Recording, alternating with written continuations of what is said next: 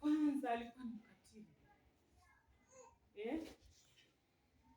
Ukisoma huku mwanzo alikuwa anawatesa wale manabii wa Mungu. Anawatesa, anawaua, anawafanya nini?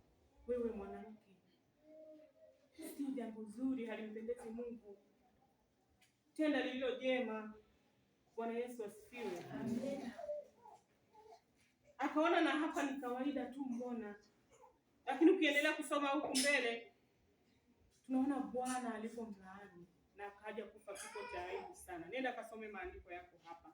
Tukiendelea 21 mstari wa 25 na kuendelea. Maandiko yako hapa, nenda usome. Bwana asifiwe sana. Lakini tunaona huyu mwanamke kwanza alikuwa anaabudu miungu mingine.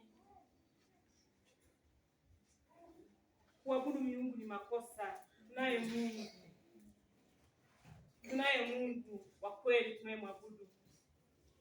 Lakini pia tunaona alikuwa na tamaa ya mali.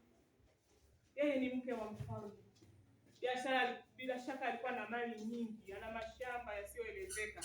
Angeteua tu shamba moja akaweka mbolea akafanya kama vile alivyotaka. Lakini bado akataka lile shamba la maskini yule Mwisraeli ambaye ana shamba moja tu aliachiwa na baba zake. Alikuwa na tamaa ya mali. Bwana Yesu asifiwe. Lakini tunaona huyu mwanamke alikuwa anakaidi yale maagizo ya manabii. Maana ipo inafika wakati manabii wanamwendea, wanamwambia kwamba unavyofanya hivyo sio vizuri. Bwana ametutuma tukwambie hichi na hichi. Lakini bado alikuwa anakaidi. Hasikilizi. Uwe mwepesi wa kusikia mtu wa Mungu maneno ya Bwana. Bwana Yesu asifiwe. Uwe tayari kurekebisha pale ambapo unaona umekosa.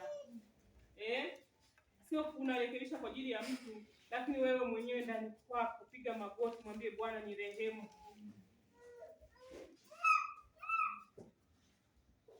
Bwana Yesu asifiwe. Mwanamke huyu tunaona huku mwisho alikuja kulaaniwa na Mungu na kafa kifo cha aibu sana. Na sisi tunataka maisha ya ushindi. Hatuwezi kushinda kwa namna hiyo. Roho ya Yezebeli tusiwe nayo. Haifai katika maisha yetu. Amen. Bwana Yesu asifiwe. Amen. Nimesema nimekuja kupiga brush yale wenzangu walioyasema asubuhi. Tuangalie sasa haya maisha ya ushindi. Tunayafanyaje? Tunayaishije? Tunatembeaje nayo katika ulimwengu huu tunaoishi? Bwana asifiwe. Mwanamke, mara zote uwe mnenaji wa habari njema. Hilo ni la kwanza. Yaani peleka habari njema kwa jirani, kwa rafiki yako, kanisani, kwenye familia,